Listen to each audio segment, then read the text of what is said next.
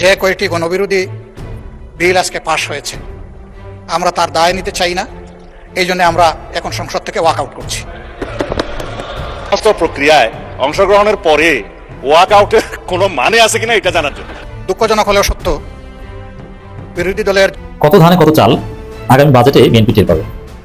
Already বিএনপির মুখ শুকিয়ে গেছে, তার হার মানতে শুরু করেছে। দর্শক, আমি বারবার বলি এবং আপনাদেরকে আবারও স্মরণ করে দিতে যাচ্ছি, বিএনপি একটা ধৈর্য সরকার, একটা অযোগ্য সরকার, একটা অপদার্থ সরকার। তারা দেশ চালাতে পারবে না, বাংলাদেশটাকে ধ্বংস করবে। গণঅভ্যুত্থানের মুখে তাদের পতন হতে পারে। যদিও যদি তাদের টনক নড়ে, যেটা আমরা আর পাচ্ছি না, আসেন আমরা সবাই মিলে জাতীয় সরকার করি, যে আমাদের যে চিন্তা ছিল, ইউনূস আপনাকে রাষ্ট্রপতি বানিয়েছে, আপনি দেশটাকে বাঁচান। এরকম কংগ্রেচুলেশন, আমাদের প্রত্যেকের বিজয়। কারণ আমরা প্রত্যেকের জায়গা থেকে যার যার মতো করে ভূমিকা পালন করেছি। উপায় ছিল না, ঠেলার নাম কি বাবাজি, তাতে তো মানুষ, তাই না? মানুষের ঠেলা দিলে সে বাপ ডাকে। সবচেয়ে বড় বিজয়ী হলো, কথাটা একেবারেই ঠিক, এতে কোনো সন্দেহ নেই। তার সবগুলোই মেনে নিয়েছেন, যাকে বলে পুরোপুরি আত্মসমর্পণ করা বা অ্যাবসলিউট সারেন্ডার। আসল জয়টা কিন্তু হয়েছে জুলাই সনদপত্র 100% পাস, এটা নিয়ে কোনো কথা হবে না। মাথা খারাপ হয়ে যেতেছে তো ভাই। সংসদে যখন এই বিলটা দিল ভাই, পুরো বিএনপি সবাই টেবিল থাপড়াইতে টেবিল বলে ফাটায় ফেলাইছে। এই যে জাতীয় সংসদে একটি ইতিহাস তিনি তৈরি করলেন, একটি রেকর্ড তিনি করে দিলেন, এটি জামাতের জন্য নিঃসন্দেহে ভালো একটি দিক। হাটে হাঁড়ি ভেঙে দিয়েছেন, তার মানে জামাতের যে অভিযোগ সেইটারই বাস্তব প্রতিধ্বনি ঘটলো। কংগ্রাচুলেশন, পর্দার আড়ালের খেলায় জিতে গেছে, সর্বোচ্চ জনপ্রিয়তার আসনে বসিয়ে দেওয়া হলো বাংলাদেশে, আমি বিশ্বাস করি। এবং এই ভণ্ডগুলোর মুখোশ জাতির সামনে উন্মোচিত হয়েছে। এই ভণ্ডগুলো শুধু ক্ষমতার লোভে ডিপ স্টেটের সঙ্গে আঘাত করে আজকে প্রমাণিত। আজকে বাংলাদেশের পররাষ্ট্রমন্ত্রী ভারতে গিয়েছেন বাংলাদেশের সাথে ভারতের সম্পর্ক স্বাভাবিক করার উদ্দেশ্যে। খুনি হাসিনাকে আশ্রয় দিয়েছে ভারত, শহীদ ওসমান হাদির হত্যাকারীদেরকে আশ্রয় দিয়েছে ভারত। ভারতের পররাষ্ট্রমন্ত্রীর সাথে মিটিং করছেন। ক্ষমতার এই দম্ভই প্রমাণ করে যে পতনের প্রথম ধাপে তারা ইতিমধ্যেই পা দিয়ে ফেলেছে। রাজনীতির মঞ্চে যখন রাগঢাক শেষ হয়ে যায়, তখন বেরিয়ে আসে কঙ্কাল। এনসিপি নেতা ও সংসদ সদস্য হাসনাত আব্দুল্লাহ যখন মঞ্চে দাঁড়িয়ে হুঙ্কার দেন, তখন সেই শব্দগুলো কেবল বিএনপি সরকারের কানে নয়, বরং ক্ষমতার ভিত কাঁপিয়ে দেয়। আমরা যদি দেখি সাংবিধানিক প্রতিষ্ঠানগুলোকে যেভাবে নগ্নভাবে দলীয়করণ করা হচ্ছে, ইতিমধ্যে বাংলাদেশ ব্যাংকে যেভাবে দখল করা হয়েছে, যেভাবে বিসিবিকে, যেভাবে এখন আর বাংলাদেশ ক্রিকেট বোর্ড এটা নাই, এটা হয়ে গেছে হচ্ছে বাপের দোয়া ক্রিকেট বোর্ডে পরিণত হয়েছে। আসসালামু আলাইকুম প্রিয় দর্শক, নতুন একটা ভিডিওতে সবাইকে স্বাগতম। তো ইতিমধ্যে আপনারা অনেকগুলো ভিডিওর অংশবিশেষ দেখেছেন, তো দেখে নিশ্চয়ই বুঝতে পেরেছেন যে ভিডিওটা আসলে কতটা গুরুত্বপূর্ণ এবং আকর্ষণীয় হতে চলেছে। তো চলুন কথা না বাড়িয়ে সম্পূর্ণ ভিডিওটা দেখে আসি। দেখার আগে বলবো, যারা আমাদের চ্যানেলটি এখনও পর্যন্ত সাবস্ক্রাইব করেননি, দয়া করে সাবস্ক্রাইব করে দিন। যারা ইতিমধ্যেই সাবস্ক্রাইব করে দিয়েছেন তাদের অসংখ্য ধন্যবাদ। তো প্রিয় দর্শক, চলুন কথা না বাড়িয়ে একটি লাইক দিয়ে সম্পূর্ণ ভিডিওটা দেখে আসি। কত ধানে কত চাল আগামী বাজেটে বিএনপি টের পাবে। অলরেডি বিএনপির মুখ শুকিয়ে গেছে, তার হার মানতে শুরু করেছে। দর্শক, আমি বারবার বলি এবং আপনাদেরকে আবারও স্মরণ করে দিতে যাচ্ছি, বিএনপি একটা ধৈর্য সরকার, একটা অযোগ্য সরকার, একটা অপদার্থ সরকার। তারা দেশ চালাতে পারবে না, বাংলাদেশটাকে ধ্বংস করবে। গণঅভ্যুত্থানের মুখে তাদের পতন হতে পারে। যদিও যদি তাদের টনক নড়ে, যেটা আমরা আর পাচ্ছি না, আসেন আমরা সবাই মিলে জাতীয় সরকার করি, যে আমাদের যে চিন্তা ছিল, ইউনূস আপনাকে রাষ্ট্রপতি বানিয়েছে, আপনি দেশটাকে বাঁচান। এরকম করলে হয়তো টিকে যাবে। কিন্তু স্বাভাবিকভাবে যে স্টাইলে বিএনপি দেশ চালাচ্ছে, পদে পদে যে মারাত্মক ভুল, তাতে বিএনপি সরকারের পতন অনিবার্য। মানুষ ক্ষুব্ধ হয়ে রাজপথে নেমে যাবে, এতে 1.5 বছর লাগবে না। এবং বিএনপি জয়বানা করে দিবে ভারত, আমেরিকা এবং সিভিল মিলিটারি ব্যুরোক্রেসি, তারাই হাত ছেড়ে দিবে। কারণ বিএনপির কিছুই হয় না। আপনারা সহজেই দেখছেন যে বাংলাদেশে কোনো জ্বালানি সংকট নেই, তারপরে যে ভয়াবহ সংকট, মনে হয় যেন বাংলাদেশে হামলা করেছে ভারত আর পাকিস্তান মিলে। জ্বালানি সংকটের কোনো কারণ নাই, কোনো জাহাজ আটকে পড়ে নাই, জ্বালানি সরবরাহ আমদানি কোনো কিছুতে কোনো ভাটা পড়ে নাই, কিচ্ছু না, পর্যাপ্ত মজুদ সব আছে। অথচ বিএনপি এমন গণনা ঘটিয়েছে যে সারা বাংলাদেশে পেট্রোল পাম্পগুলোতে কোথাও জ্বালানি পাওয়া যায় না। এবং এই সংকট না থাকলেই, সংকটের কথা মুখে বলেই যে বিএনপি একদম সবকিছু তছনছ করে দিতে পারে। আর সংকট হলে বিএনপি বাংলাদেশকে দেউলিয়া বানিয়ে ফেলবে।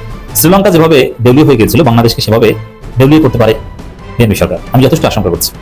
আগামী বাজেটে দেখবেন যে বিএনপি কি করে। টাকা নাই, তারেক রহমান সংসদে বলছেন যে আমি দায়িত্ব নেওয়ার পর দেখছি যে বাংলাদেশের অর্থনীতি একদম ফোকলা, অর্থ পাচার করে বাংলাদেশের অর্থনীতিকে নাই করে দেওয়া হয়েছে। এখন অর্থ পাচারের কোন কোন দেশে পাচার করা হয়েছে, কত টাকা পাচার করা হয়েছে, এগুলো ডেটা দিচ্ছেন তারেক রহমান। অথচ তারা নিজেরাই অর্থ পাচার করেছে কত, তার হিসাব নেই। এমনকি 5 আগস্টের পরও বিএনপি নেতা সর্বপ্রথম বাংলাদেশে অর্থ পাচার করে যুব দলের সভাপতি সেক্রেটারি এসালামের কাছ থেকে ইসলামী ব্যাংক দখলের জন্য 200 কোটি টাকা নিয়ে 180 কোটি টাকা পাচার করেছে। এবং এই বিষয়ে মামলা হয়েছে, কিন্তু বিএনপি ক্ষমতাকে ব্যবহার করে এই ধরনের মামলাটা আমরা নাই করে দেওয়া হচ্ছে, টেবিলের নিচে চাপা দেওয়া হয়েছে। তো দর্শক, আপনারা জানেন যে বাজেট হবে এবং জুন মাসে বাজেট উত্থাপন করা হবে এবং পুরো জুন জুলাই জুড়ে বাজেট অধিবেশন হবে এবং শেষ পর্যায়ে বাজেট পাস হবে। এখন হাসিনা উচ্চাভিলাষী বাজেট করতে অভ্যস্ত ছিলেন। হাসিনার ফেসিবাদ ছিল, কিন্তু তারপর হাসিনা বাজেট করতেন, বাজেটের একটা বিষয় বাস্তবায়ন করতেন, বিদেশ থেকে টাকা আনতে পারতেন এবং অনেক কিছু করতে পারতেন। এবং হাসিনার উচ্চাভিলাষী বাজেট, এটা দেখতে দেখতে মানুষের এমন একটা অভ্যাস হয়ে গেছে। সেখানে যদি বিএনপি সরকার দেখে যে তাদের বাজেট হচ্ছে খয়রাতে বাজেট, যেমন আপনি ঈদের সময়, আপনি যদি বড়লোক ফ্যামিলির ছেলে হন, আপনি কোনো বড়লোকের স্ত্রী হন, আপনি ঈদের সময় 2 থেকে 10 লাখ টাকার শপিং করেন, আপনি আত্মীয় স্বজনকে বাচ্চাকে স্কুলে নিয়ে গেলে ভাবিদেরকে আপনি চাপা মারি বলেন বা তাদের সাথে গল্প করেন, এবার 10 লাখ টাকা শপিং করেছে। কিন্তু কোনো একটা ঈদে সে ভাবিদের কাছে যদি বলেন বাচ্চাকে স্কুলে নিয়ে যে, মানে বাংলাদেশের বড়লোক ফ্যামিলির মেয়েরা, গৃহবধূরা, তারা বাচ্চাকে স্কুলে নিয়ে যে সেখানে বসে ভাবিদের সাথে গল্প করে, ফ্যামিলি নানা আলাপ করে। আমার অবশ্যই এই আলাপে কিছুটা অংশগ্রহণ করার সুযোগ হয়েছে। প্রথম দিকে অল্প কয়েকদিন বাচ্চাকে নিয়ে স্কুলে যেতাম, তখন দেখতাম যে তাদের টপিক হচ্ছে এটা, এবং আমি যেখানে যেতাম বা শুনতাম নর্মালি সবাই অভিজাত ফ্যামিলির, সেগুলো তাদের একটা এজেন্ডা। এখন একবার যদি তারা গল্প করে যে গত বছর আমার 10 লাখ টাকা বাজেট ছিল, এবার 7,000 টাকা বাজেট, তাহলে মান সম্মান থাকে, সিসি করে, তখন ওই অন্যান্য ভাবিরা তারা ওই ভাবির সাথে কথাই বলবে না, আরে তুমি তো গেছো দৌড়ি হয়, তুমি এই স্কুলে তোমার বাচ্চা পড়ে কি হবে, তোমার তো টাকা নাই, শেষ, তুমি যে অন্য কোনো মাদ্রাসায় পড়ো, এই অভিজাত ইংলিশ মিডিয়াম স্কুলে আসার দরকার নেই। তো বিএনপি অবস্থা হবে অনেকটা এরকম। হাসিনা যে উচ্চাভিলাষী বাজেট দিয়ে আমাদেরকে অবস্থা করে দিয়ে গেছেন, এবং হাসিনার অর্থনীতি ব্যবস্থাপনা, দেশ চালানোর ব্যবস্থাপনা বিএনপি সাথে হাজার গুণ দক্ষ ছিল। তো সেই জায়গায় যদি কোনো একটা বাজেট উপস্থাপন করে বিএনপি সরকার, তখন মানুষ সিসি করবে এবং মানুষ বিএনপির বিরুদ্ধে চরম ক্ষুব্ধ হবে। বিএনপি না পারবে হাসিনার মতো উচ্চাভিলাষী বিরাট বাজেট দিতে, না পারবে ছোট বাজেট দিতে, কি করবে? একটা ভেবাচাকা খাওয়ার মতো অবস্থা। আবার ওই বাজেটের সময়টাকে কেন্দ্র করে রাজপথ উত্তাল হবে, এবং ওই সময় জ্বালানি সংকট থেকে শুরু করে বাংলাদেশের ভয়াবহ সংকট, ঋণের বোঝা আর মারাত্মকভাবে সামনে আসবে। এতে একটা মারাত্মক পরিণতি বাংলাদেশের রাজনীতি ঘটবে এবং মূল্যস্ফীতি সিরিয়াসলি বাড়বে। এখন পর্যন্ত, এবং এই যে ছলচাতুরি বিএনপি, কিছু জমা টাকা ছিল, এগুলোকে দিয়ে দলের মানে পপুলিস্ট কার্যক্রম করছেন তারেক রহমান, লোক দেখানো, ফ্যামিলি কার্ড দিচ্ছে, অথচ ফ্যামিলি কার্ড একটা বাটপারি প্রজেক্ট এবং অর্থনীতির জন্য একটা বিধ্বংসী প্রজেক্ট। কোনো কাজ ছাড়া বসিয়ে বসিয়ে টাকা দেওয়া এটা বাংলাদেশের মতো অর্থনীতিতে সম্ভব নয়, হয়তো অপরাধ বৃদ্ধি পায়। কাউকে বসিয়ে বসিয়ে টাকা দেওয়া উচিত না। নিজের গর্বের সন্তানকেও একটা নির্দিষ্ট সময় পর বসিয়ে বসিয়ে টাকা দেওয়া যায় না বা কেউ দেয় না। এখানে বসিয়ে বসিয়ে বিনা কাজে টাকা দিবে, এর চাইতে কোনো ফালতু কাজ আসমানের নিচে জমিনের উপরে হতে পারে না। তো এর যে নেতিবাচক প্রভাব এবং এই খাল কাটার নামে যে মহা দুর্নীতি হবে, এগুলোর ফল সবকিছু সামনে আসবে জাতীয় বাজেট প্রণয়নের সময় আসলে। তখন বিএনপি টের পাবে যে আসলে আমরা কি করেছি। এখন পর্যন্ত তো জমানো টাকায় ফুটানি করছে, কিন্তু বাজেটের সময় সব পোকলা হয়ে যাবে। এবং সিকিউরিটি থেকে শুরু করা অনেক আছে যে বাজেট বিশ্লেষণ করবে, সবার নজর থাকবে, এবং বাজেটের আগে যে আমার শাহরুখ ক্যাবিনেট দিতে পারে এবং তারা বিকল্প বাজেট দিতে পারে, তখন বিএনপির বাজেট জয় বাংলা হয়ে যাবে এবং ব্যাপক বেকায়দা করবে। তারেক রহমান সংসদে কথা বলছেন, তিনি বলছেন যে না, অর্থনীতির অবস্থা খারাপ, মানে গলা শুকিয়ে গেছে, যে অবস্থা ভালো না। অর্থমন্ত্রী আমির খসরু মাহমুদ চৌধুরী বলছেন আগামী বাজেট প্রণয়ন অনেক বড় চ্যালেঞ্জ, টাকা নাই, খয়রাক্ত বাজেটও দেওয়া যাবে না, উচ্চবিলাসী বাজেটও দেওয়া যাবে না। উচ্চবিলাসী বাজেট দিলেও মারাত্মকভাবে মুদ্রাস্ফীতি হবে এবং সেই বাজেট বাস্তবায়ন করা সম্ভব হবে না। আর বাজেটের সাথে প্র্যাকটিক্যাল কার্যক্রমের কোনো সম্পর্ক না থাকলে সবকিছু তো উলটপালট হয়ে যাবে, এলোমেলো হয়ে যাবে, কি হবে? তো এই জায়গায় আগামী বাজেট প্রণয়ন অনেক বড় চ্যালেঞ্জ হিসেবে দেখছেন অর্থমন্ত্রী। টাকা নাই কোন খাতে? আপনি বাজেটে তো অর্থ উৎস দেখাতে হয় যে আমি এই টাকা খরচ করবো, সম্ভব, আমার হাতে এই টাকা আছে, ঘাটতি এই টাকা বিদেশ থেকে ঋণ আনবো, আর আমার হাতে এই টাকা আছে, এইটা দেখাতে গেলেই তো ধরা খেয়ে যাবে। পে স্কেল দেওয়ার চাপ আছে, অথচ পে স্কেল দেওয়ার টাকা খেয়ে ফেলেছে। ফ্যামিলি কার্ডের নামে দলের লোকজনকে টাকা দিয়েছে, ঈদ গিফট দিয়েছে, এখন টাকা নেই। আবার দেখেন বাজেট পেশ করতে অত্যন্ত দক্ষ অর্থনীতিবিদ লাগে। এই জন্য বাংলাদেশের ইতিহাসে যারা অর্থমন্ত্রী ছিল তারা সবাই ছিল ইতিহাসের অন্যতম সেরা অর্থনীতিবিদ। যেমন বাংলাদেশের ইতিহাসে অন্যতম সফল অর্থমন্ত্রী ছিলেন সাবেক বিএনপি নেতা সাইফুর রহমান। সাইফুর রহমানের মতো দূরদর্শী অর্থমন্ত্রী বাংলাদেশের ইতিহাসে বিরল ছিল। এবং বাংলাদেশের ইতিহাসে আবুল মাল আব্দুল মহিদ ছিলেন অত্যন্ত দক্ষ, অভিজ্ঞ এবং একজন জ্ঞানী অর্থনীতিবিদ। সে আবুল মাল আব্দুল মহিদ, সাইফুর রহমান, শাহ এস এম কিবরিয়া, এই যে রেজা কিবরিয়ার বাপ, তারা সবাই অর্থনীতিবিদ ছিলেন। আর এখন আমাদের যিনি পরবর্তী বাজেট পেশ করবেন তিনি এমন লোক, আমির খসরু মাহমুদ চৌধুরী, অর্থনীতির পরিভাষা তিনি ঠিক মতো উচ্চারণ করতে পারেন, অর্থনীতির গভীর কোনো জ্ঞান নেই এবং এই সেক্টরে তার কোনো অভিজ্ঞতা নেই। তিনি বাণিজ্য মন্ত্রী ছিলেন এবং মাঝে মাঝে দু একটা পরিভাষা চয়ন করেন, যেটা শুনে বোঝা যায় যে আসলে এই লোকের কোনো একাডেমিক জ্ঞান নেই। ভালো কোনো একটু খেয়াল করেন, সাইফুর রহমান কে ছিল? এই যে সাইফুর রহমান কিন্তু অনেকে চিনেন না। আবুল মাল আব্দুল মহিদ, তিনিও মারা গেছেন, তাকে তো সবাই দেখেছেন, বারবার সবচেয়ে বেশি বাজেট পেশ করেছে আবুল মাল আব্দুল মহিদ। তো আবুল মাল আব্দুল মহিদ তিনি বিশ্ব ব্যাংকে চাকরি করেছেন, এই জায়গায় করেছেন, সেই জায়গায়, মানে ঢাকা বিশ্ববিদ্যালয়ে ফার্স্ট ছিলেন, অন্যরকম একটা অবস্থা। এছাড়া এই যে রেজা কিবরিয়া, বিএনপির এমপি, তিনিও বিশ্ব ব্যাংকে চাকরি করেছেন, অর্থনীতি পড়াশোনা করেছেন। আর আমির খসরু পড়াশোনা করেছেন কোথায় আর চাকরি করেছেন কোথায়? তার দক্ষতাটা কি? রাজনীতি করা আর শেয়ার ব্যবসা করা ছাড়া তার কোনো দক্ষতা নেই। এরকম একজন অপদার্থ লোক বাজেট পেশ করবেন, তাহলে বিএনপি টের পাবে যে আসলে দেশটা কিভাবে জয় বাংলা হয়ে যাচ্ছে বিএনপির হাত ধরে। আমরা ভেবেছিলাম 5ই অগস্ট একটি দানবের মৃত্যু হয়েছে, কিন্তু 8 মাস পর আজ মধ্যরাতের নিস্তব্ধতায় কান পাতলে কি শুনতে পান সেই একই পুরনো বুটের শব্দ? ক্ষমতার অলিন্দে যখন জুলাই সনদকে ছিঁড়ে ফেলার নীল নকশা তৈরি হয়, যখন গুম প্রতিরোধ অধ্যাদেশকে দাফন করার আয়োজন চলে, তখন বুঝতে হবে ইতিহাসের চাকা আবার উল্টো ঘুরছে। তারেক রহমান কি কেবলই একটি নাম, আর ক্ষমতার আসল রিমোট কন্ট্রোল কি অন্য কারো পকেটে? আজ আমরা এমন এক সত্যের ব্যবচ্ছেদ করব যা শোনার পর আপনি হয়তো ভাববেন 24-এর অভ্যুত্থান কি তবে অসমাপ্ত থেকে গেল? সাবধান, পতন রেখা আঁকা হয়ে গেছে, এখন শুধু সময়ের অপেক্ষা। জাতীয় সংসদের গম্বুজ আজ আর আইন প্রণয়নের পবিত্র জায়গা নয়, বরং হয়ে উঠেছে এক গোপন ষড়যন্ত্রের কেন্দ্রবিন্দু। গত কয়েকদিন ধরে সংসদের ভেতরে সরকারি এবং বিরোধী দলের নেতাদের মধ্যে যে উত্তপ্ত বাক্য বিনিময় চলছে, তাকে কি কেবলই বিতর্ক বলবেন, নাকি এটি একটি সুপরিকল্পিত ষড়যন্ত্র? জুলাই সনদ, যা হবার কথা ছিল নতুন বাংলাদেশের ভিত্তিপ্রস্তর, আজ তা নিয়ে চলছে নির্লজ্জ দড়ি টানাটানি। একদিকে দেশের 70% মানুষের আকাঙ্ক্ষা আর গণভোটের রায়, অন্যদিকে সরকারের আমলাতান্ত্রিক জটিলতা আর আইনি বৈধতার প্রশ্ন। অনুসন্ধান বলছে সরকারের ভেতরে থাকা একটি বিশেষ সিন্ডিকেট চায় না এই সনদ বাস্তবায়িত হোক, কারণ এই সনদ বাস্তবায়িত হওয়ার অর্থ হল পুরনো ফ্যাসিবাদের চিরস্থায়ী মৃত্যু, আর সেই মৃত্যু হলে বর্তমান সরকারের ভেতর লুকিয়ে থাকা মিনি হাসিনাদের অস্তিত্ব বিপন্ন হবে। ক্ষমতার এই দম্ভই প্রমাণ করে যে পতনের প্রথম ধাপে তারা ইতিমধ্যেই পা দিয়ে ফেলেছে। রাজনীতির মঞ্চে যখন রাগঢাক শেষ হয়ে যায়, তখন বেরিয়ে আসে কঙ্কাল। এনসিপি নেতা ও সংসদ সদস্য হাসনাত আব্দুল্লাহ যখন মঞ্চে দাঁড়িয়ে হুঙ্কার দেন, তখন সেই শব্দগুলো কেবল বিএনপি সরকারের কানে নয়, বরং ক্ষমতার ভিত কাঁপিয়ে দেয়। তিনি অত্যন্ত গম্ভীর কণ্ঠে বলেছেন, ব্যক্তি পরিবর্তনের জন্য নয়, রাষ্ট্রের আমূল পরিবর্তনের জন্যই 24-এর গণ অভ্যুত্থান হয়েছিল। একটু ভাবুন তো, কেন একজন সংসদ সদস্যকে নিজের সরকারের আমূল পরিবর্তন নিয়ে এতটা সোচ্চার হতে হলো? কারণ তিনি দেখতে পাচ্ছেন সিজন আর চেয়ার পরিবর্তনের সাথে সাথে সরকারের মেন্টালিটি বা মনস্তত্ত্ব বদলে গেছে। যে কোনো সরকারের পতনের সবচেয়ে বড় লক্ষণ হলো যখন তারা নিজেদের অজেয় ভাবতে শুরু করে। হাসনাত আব্দুল্লাহর ভাষায়, সরকার যদি স্ট্রাকচারাল রিফরমেশন বা কাঠামোগত পরিবর্তন থেকে সরে আসে, তবে 2024 আবারও হবে।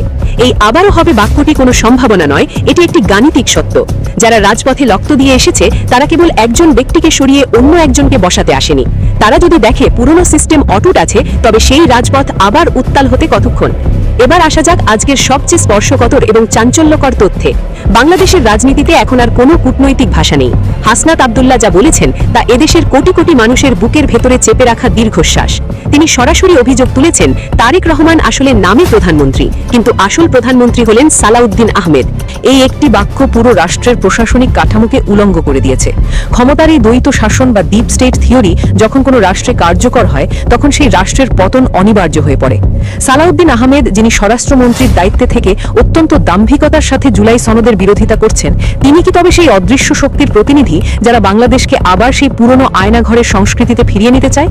তারেক রহমান কি সত্যিই নিজের দলের এই কট্টরপন্থী এবং সুবিধাভোগী সিন্ডিকেটের কাছে জিম্মি? যদি তাই হয়, তবে এই সরকারের পতন কেবল রাজপথের শক্তিতে নয়, বরং নিজেদের ভেতরের এই ক্ষমতার লড়াইয়েই ত্বরান্বিত হবে। অন্তর্বর্তীকালীন সরকার অত্যন্ত সাহসী পদক্ষেপে দুটি অধ্যাদেশ জারি করেছিল, বিচার বিভাগের স্বাধীনতা এবং গুম প্রতিরোধ অধ্যাদেশ। কিন্তু বর্তমান বিএনপি সরকার ক্ষমতায় এসেই এই দুটি অধ্যাদেশকে বাতিলের তালিকায় কেন রাখল? উত্তরটা অত্যন্ত সহজ এবং ভয়ঙ্কর। যদি বিচার বিভাগ স্বাধীন থাকে, তবে সরকার চাইলেই বিরোধী পক্ষকে দমন করতে পারবে না। আর যদি গুম প্রতিরোধ অধ্যাদেশ কার্যকর হয়, তবে রাতের অন্ধকারে তুলে নিয়ে গিয়ে হাওয়াই মিঠাই করে দেওয়ার সেই পুরনো খেলা বন্ধ হয়ে যাবে। হাসনাত আব্দুল্লাহর ভাষায়, মানবাধিকার কমিশনকে যখন মন্ত্রণালয়ের খাঁচায় বন্দী করা হয়, তখন তদন্তের ভার যায় পুলিশের হাতে। অর্থাৎ যে পুলিশ জুলাই মাসে গণহত্যা চালিয়েছে, তারাই এখন সেই হত্যার বিচার করবে। এই প্রহসন যখন একটি সরকার অবলীলায় চালিয়ে যায়, তখন বুঝতে হবে সেই সরকারের আয়ুষ্কাল ফুরিয়ে এসেছে। জনগণের সাথে এমন বিশ্বাসঘাতকতা ইতিহাসের কোনো স্বৈরাচারকে টিকিয়ে রাখতে পারেনি, এই সরকারকেও পারবে না। সংসদ এখন মেজরিটির দম্ভে অন্ধ, কিন্তু ইতিহাসে কি কখনো সংখ্যা দিয়ে বিপ্লবকে ঠেকানো গেছে? হাসনাত আব্দুল্লাহ অত্যন্ত তীক্ষ্ণভাবে একটি বিষয় তুলে ধরেছেন। বিএনপি এখন মেজরিটির বড়াই দিয়ে জুলাই সনদ বাস্তবায়ন থেকে পিছিয়ে যাচ্ছে। তারা ভাবছে সংসদে তাদের আসন সংখ্যা বেশি মানেই তারা যা খুশি তাই করতে পারবে। কিন্তু ক্ষমতার এই অন্ধত্বই যে কোনো সরকারের পতনের প্রথম সংকেত। শেখ হাসিনাও ভেবেছিলেন তার হাতে প্রশাসন আছে, বন্দুক আছে আর মেজরিটি আছে, কিন্তু 24-এর জেনজি প্রজন্ম প্রমাণ করে দিয়েছে যে বন্দুকের নলের চেয়ে ন্যায়ের দাবিতে উত্তাল রাজপথ অনেক বেশি শক্তিশালী। আজ যখন বর্তমান সরকার জুলাই সনদকে ছুঁড়ে ফেলে দিয়ে পুরনো ফ্যাসিবাদী সংবিধানে ফিরে যেতে চাইছে, তখন তারা আসলে নিজেদের অজান্তেই আরেকটি অভ্যুত্থানের পথ প্রশস্ত করছে। হাসনাত আব্দুল্লাহর একটি কথা আজ কোটি কোটি তরুণের মনে গেঁথে গেছে। হাসিনা কোনো ব্যক্তি নয়, এটি একটি আইডিয়া, একটি সিস্টেম।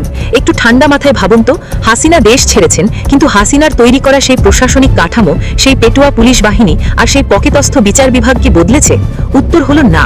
হাসনাত আব্দুল্লাহর মতে, বর্তমান সরকার যদি এই হাসিনা উৎপাদন পদ্ধতি অক্ষত রাখে, তবে সেখানে যে কেউ বসে দ্বিতীয় শেখ হাসিনা হয়ে উঠতে পারেন। তিনি আজ যে অভিযোগটি করেছেন তা অত্যন্ত গুরুত্বের দাবি রাখে। যারা আজ জুলাই বিপ্লবের বিরোধিতা করছেন তারা আসলে এই পুরনো সিস্টেমের সুবিধাভোগী। তারা চায় না রাষ্ট্র কাঠামো আমূল পরিবর্তিত হোক, কারণ সিস্টেম বদলালে তাদের ব্যক্তিগত ক্ষমতার মরীচিকা ভেঙে পড়বে। এই সুবিধাভোগী মানসিকতাই আজ সরকারের পতনকে ত্বরান্বিত করছে। কিন্তু এর চেয়েও ভয়ঙ্কর তথ্য হলো সরকারের ভেতরের একটি অংশ এখন আন্দোলনকারী ছাত্রদের সন্ত্রাসী হিসেবে চিহ্নিত করার চেষ্টা করছে। যে ছাত্ররা রক্ত দিয়েই গদি এনে দিয়েছে, আজ তাদেরকেই মেজরিটির দোহাই দিয়ে দমিয়ে রাখা হচ্ছে। দর্শক, হাসনাত আব্দুল্লাহর এই হুঁশিয়ারি কি কেবল একটি রাজনৈতিক ভাষণ, নাকি এটি সরকার পতনের পূর্বাভাস? এই বিস্ফোরক বিশ্লেষণের চূড়ান্ত এবং সবচেয়ে চাঞ্চল্যকর অংশটি দেখার আগে আমাদের চ্যানেল নিউজ বিডি লাইভ এখনই সাবস্ক্রাইব করুন। ফিরে আসা যাক গুম প্রতিরোধ অধ্যাদেশের প্রসঙ্গে। কেন বিএনপি সরকার এই অধ্যাদেশটি বাস্তবায়ন করতে ভয় পাচ্ছে? হাসনাত আব্দুল্লাহ অত্যন্ত সাহসিকতার সাথে প্রশ্ন তুলেছেন, মানুষ এমন একটি রাষ্ট্র চেয়েছিল যেখানে মাঝরাতে কাউকে তুলে নিয়ে যাওয়া হবে না, কিন্তু বর্তমানের পরিস্থিতি কি? গুম হওয়া ব্যক্তিদের পরিবারের হাহাকার আজও আকাশ বাতাস কাঁপিয়ে দিচ্ছে, অথচ সরকার এই অধ্যাদেশটি বাতিল করার পায়রা করছে। এর মানে কি দাঁড়ায়? এর মানে হলো তারা আয়না ঘরের সেই অন্ধকার প্রকোষ্ঠগুলোকে পুনরায় সচল রাখতে চায়। তারা চায় পুলিশ বাহিনীকে আবারও রাজনৈতিকভাবে ব্যবহার করতে। হাসনাত আব্দুল্লাহর মতে, যদি মানবাধিকার কমিশন স্বাধীন না হয় এবং তদন্তের ভার স্বরাষ্ট্র মন্ত্রণালয়ের হাতে থাকে, তবে জুলাই অভ্যুত্থানের কোনো মূল্যই থাকবে না। এই অবিচার আর কতদিন?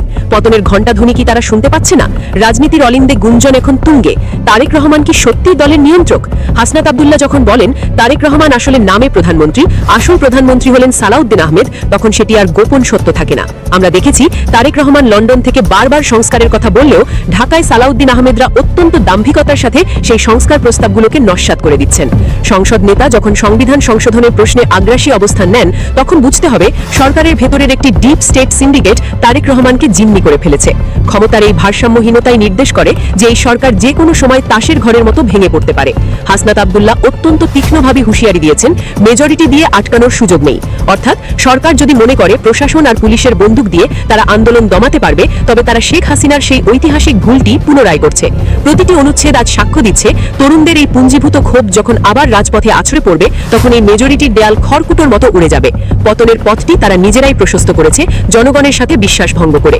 চোরকে যখন নিজের চুরির তদন্ত করতে দেওয়া হয়, তখন বিচার পাওয়া তো দূরের কথা, অপরাধের সব আলামত মুছে ফেলা হয়। হাসনাত আব্দুল্লাহর এই বিস্ফোরণ আজ প্রতিটি ঘরে ঘরে বিদ্রোহের আগুন ছড়াচ্ছে। একজন রানিং প্রধানমন্ত্রী যদি তার নিজের মন্ত্রীদের কাছেই জিম্মি থাকেন, তবে সেই রাষ্ট্রের পতন স্রেফ সময়ের ব্যাপার। সালাউদ্দিন আহমেদ যখন সংসদে দাঁড়িয়ে দম্ভের সাথে বলেন যে সংস্কারের প্রয়োজন নেই, তখন তিনি আসলে তারেক রহমানের নেতৃত্বকেই চ্যালেঞ্জ করছেন। হাসনাত আব্দুল্লাহর এই সত্য উচ্চারণ আজ দেশের কোটি মানুষের মনের কথা। হাসনাত আব্দুল্লাহ তার বক্তব্যের শেষে যে আলটিমেটাম দিয়েছেন, তা বর্তমান সরকারের জন্য একটি ডেডলাইন। তিনি বলেছেন, ক্ষমতাসীনেরা যদি মেজরিটির বড়াই দিয়ে আবার পিছনে হাঁটে, তবে 2024 আবার পুনর্মঞ্চায়ন হবে। এটি কোনো ফাঁকা আওয়াজ নয়। সরকার যদি জুলাই সনদ বাস্তবায়নের টালবাহানা বন্ধ না করে, তবে আগামী দিনের অভ্যুত্থান হবে পুরো সিস্টেমকে উপড়ে ফেলার জন্য। আর সেই ঝড়ে সালাউদ্দিন আহমেদদের দম্ভ কিংবা তারেক রহমানের মেজরিটি কোনো কিছুই টিকতে পারবে না। সরকার এখন এক অন্ধকার মোড়ে দাঁড়িয়ে। একদিকে জুলাইয়ের শহীদদের রক্ত, অন্যদিকে ক্ষমতার চিরস্থায়ী মোহ। দেখেন, সংসদে এই কথা উঠছে, হাসনাত আব্দুল্লাহ চিৎকার করে বলতেছিল, বাবার দোয়া ক্রিকেট টিম বানাইছেন আপনারা, ঠিক তেমনি করে কি বাবার দোয়া বিচার কমিশন বানাইতে চান? খোঁজাটা ভাই কঠিন খোঁজা মারছে। এটা আবার জবাব দিছে স্বরাষ্ট্রমন্ত্রী। আপনারা জানেন উনি ছাড়া তার কেউ জবাব দিবে না, উনি জবাব দেয়। উনি জবাব দিছে, এই কথা সংসদে কেন? পান্তা ভাতে ঘি কেমন যেন একটা কথা বললো, এই কথা কেন? কিছুক্ষণ পর মাননীয় স্পিকার থামায় দিয়া বলছে, অরিজিনাল কথায় আসেন, যেটা বলতে দাঁড়াইছেন সেটা বলেন, এটা বাদ দেন। তারপর উনি অরিজিনাল কথায় চলে গেল। আর অরিজিনাল কথা কি জানেন? আজকে সংসদের মধ্যে আওয়ামী লীগ নিয়েই সবাই ছিল। গত পঙ্গু বিপ্লবী সরকার একটা আইন পাস করছিল না যে আওয়ামী লীগ কোন রকম কার্যকলাপ চালাইতে পারবে না। ঠিক সেম জিনিসটাকে আরো শক্ত করা হলো এবং কার্যকলাপ চালাইলে তাদের বিচারের আওতায় আনতে পারবে কিনা সেটা নিয়ে একটা আইন পাস করছে। এটা এখন উচ্চ আদালতে যাবে, সেখান থেকে কি রায় দেয় আমরা দেখি। আবার আজকে কিন্তু এই কথা উঠছে, এই যে শেখ পরিবারকে যে সিকিউরিটি দেওয়া হইতো, নিরাপত্তা দেওয়া হইতো, সেটা থাকবে কিনা সেটা নিয়ে আজকে কথা উঠছে। আবার দেখেন, এদিকে বলতেছে জুলাই গণ অভ্যুত্থানে যারা জড়িত ছিল তাদের সঙ্গেই আমরা আছি, তাদেরকেও নিরাপত্তা দিতে হবে। মানে অনেক রকম কথা, সব কথার মধ্যেই কিন্তু মনে হচ্ছে জুলাইয়ের সাথেই আছি, কিন্তু কোথায় জানি যায় দেখা যায় ওনারা জুলাইয়ের সাথে নাই। হ্যাঁ ভাই, টোটালটাই অন্যরকম মনে হয়। মনে হয় কি জানেন, প্রেসক্রিপশনটা ওই একই, রোগ ভিন্ন, ওষুধ এক, রোগ ভিন্ন। গ্রামে দেখেন না, গ্রামে অনেক সময় দেখবেন কেউ যায় যদি কোনো ফার্মেসিতে বলে, ভাইও আবার মাথা ব্যথা, আচ্ছা এই নেন নাপা খান, আবার কে যা বলতেছে যে আমার শরীর ব্যথা, এই নেন নাপা খান। কে যা বলতেছে ভাই হাতের এখানে ব্যথা পাইছি, এই নেন নাপা খান। মানে সব ওষুধই নাপার মধ্যে চালায় দেয়। কিন্তু রোগ কিন্তু আসলে ভিন্ন, রোগীর বয়সও ভিন্ন, বুঝতে হবে। না বুঝা ওষুধ দিলে প্রবলেম তো। গত 16 বছরের ফ্যাসিস্ট সরকার কিন্তু টোটালটাই মানসিক রোগী ছিল। হ্যাঁ ভাই, টোটালটাই মানসিক রোগী ছিল। তারা যেভাবে দেশ চালাইছে সেটা তো জনগণ মাইনা নেয় নাই। মাইনা না নেওয়ার কারণেই তো 5ই আগস্ট আসছে। 5ই আগস্টের পরে আমরা কি চিন্তা করলাম? আচ্ছা, গত 16 বছর যে 3টা নির্বাচন হয়েছে, এগুলো আমি দামি নির্বাচন, ভুয়া নির্বাচন, দিনের নির্বাচন, রাতে হয়েছে। এবার বোধহয় একটা কঠিন নির্বাচন হইতে যাচ্ছে। একেবারেই সততার সঙ্গে নির্বাচন হয়েছে।